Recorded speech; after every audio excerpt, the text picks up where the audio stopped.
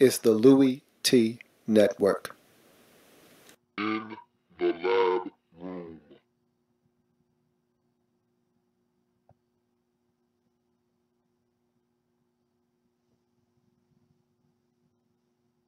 Welcome, you are in the lab room. I'm your host, Lou. Thank you for joining me.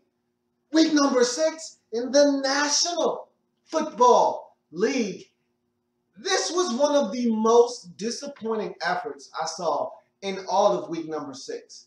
And I dubbed week 6 Statement Sunday in the National Football League because I looked around the league, I watched all of the games, and I saw teams making profound statements about who they were as a team in 2014. And I thought that this game, even though it lacked the fireworks and the pizzazz of a lot of the matchups in week number 6, I thought that statements were made in this game as well, and some that were very disturbing. And so let's talk about this game between the Chicago Bears and the Atlanta Falcons, who are at home in this game. And I talked about the Chicago Bears and their inability to be consistent.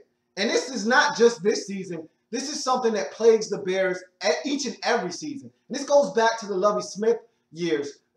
Since they've gotten Jay Cutler, this has been a very inconsistent team. Whether it's you're starting fast with Cutler and the defense generating turnovers and scoring points, then Cutler getting injured and Forte getting injured and the Bears flaming out down the stretch, or Cutler gets injured and the defense stops scoring points off of turnovers and they can't win games down the stretch and they blow it. They try to get to the postseason. They still win 10 games. Lovie Smith still gets fired. You bring in your new head coach, and he's supposed to revamp this offense and have them on the right track. The offense is great now. The defense stinks. And so you try to fix the defense in the last year's draft and free agency and so forth.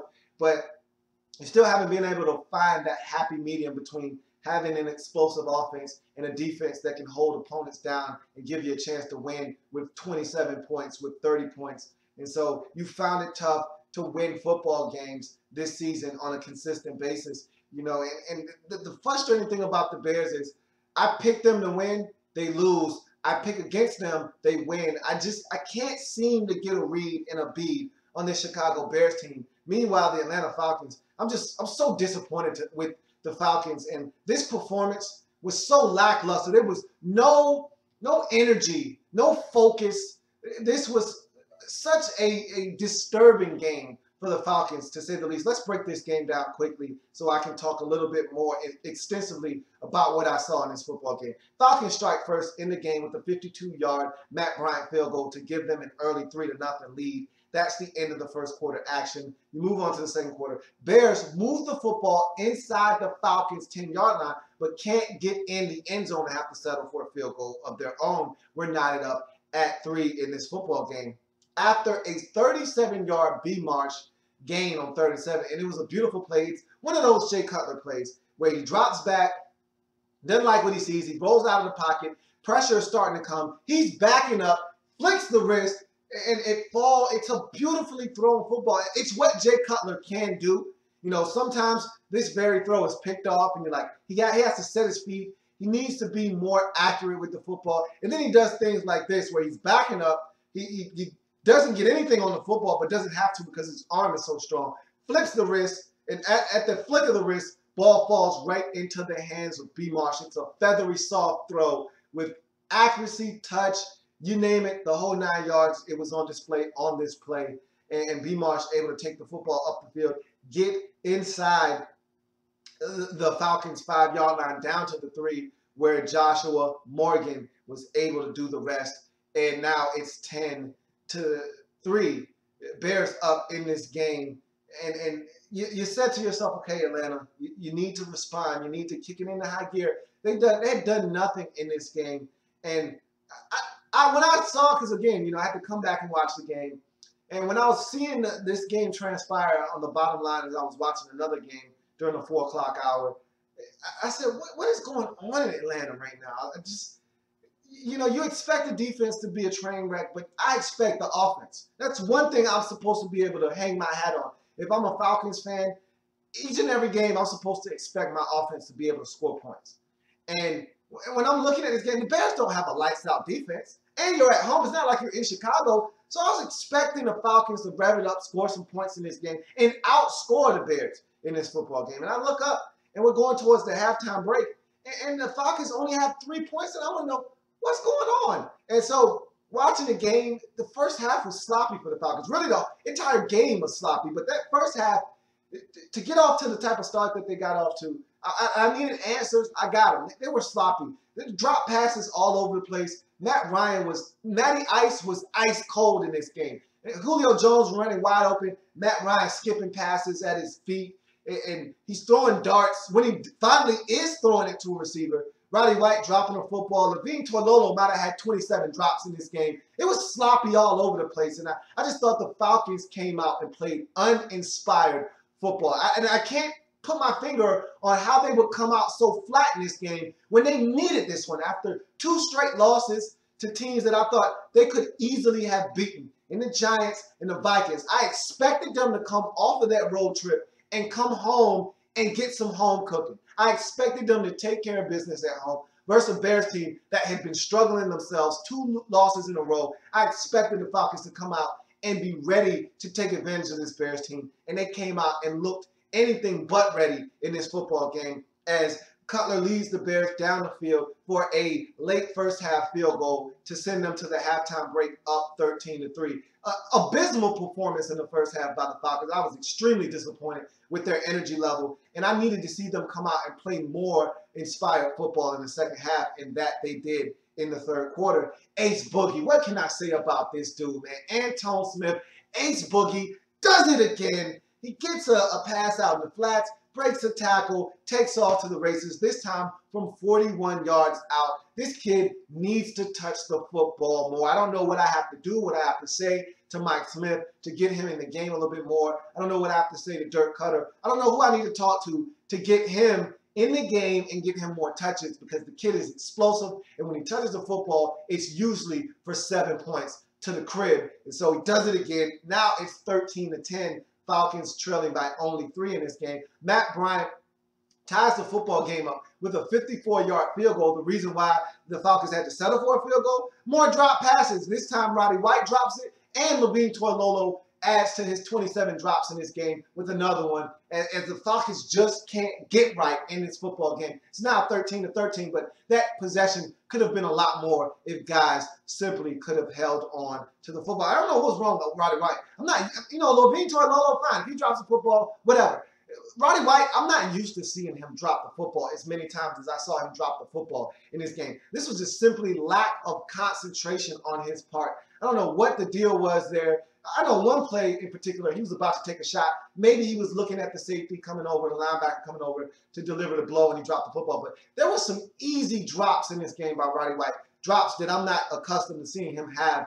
And right now, the only guy that you can rely on in this offense seems to be Julio! Everybody else seems to be making a mockery of things in Atlanta right now. And it's a shame because they all have to work together. Devin Hester has to be a guy that you can throw the football to and have him make some plays. But Roddy White has to be a bigger fixture in this offense. And Levine Toilolo, he's supposed to be filling in that Tony Gonzalez void. We're not asking him to be Tony. Just do something to fill that void a little bit. He's doing nothing right now. And so it's 13-all. And this was a backbreaker right here. After you finally scratched Claude, 10 unanswered points to get back in the game tied up, you give, and this is what this Falcons defense has been about all season long. So, I mean, you really couldn't be surprised here, but you at least wanted a chance, to tie it up 13-all after being down 13-3, to finally say, all right, we're even again. Let's see what we can do from here. 0-0.